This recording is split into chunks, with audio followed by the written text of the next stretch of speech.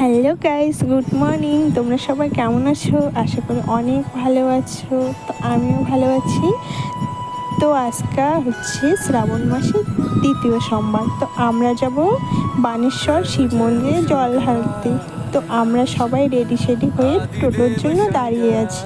তো ফাইনালি টোটো চলে এলো, আমরাও টোটোর মধ্যে উঠে পড়লাম। টোটোর মধ্যে উঠে এই যে আমি আর আমার বাসটি ঢং শুরু করে দিয়েছি। তো গাইস, এই যে দেখো আমরা যাচ্ছি।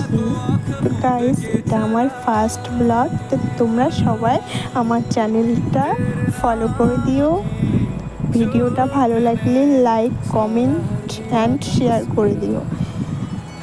তো কি বলবো গাইস, আজকে তো প্রচণ্ড রৌদ্রের মধ্যে আমাদের একদম সবারই নাজেহাল অবস্থা গাইস, কি বলবো। তো আমরা ফাইনালি চলে এলাম, লাইনে দাঁড়িয়ে আছি। তো এত ভিড়, এত লোক, কি আর বলবো।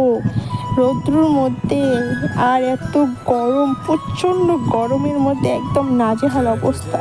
তো আমি দূর থেকে লাইনে দাঁড়িয়ে দাঁড়িয়ে মন্দিরটাকে একটু ভিডিও করে নিয়েছি, ছোট্ট একটা ভিডিও।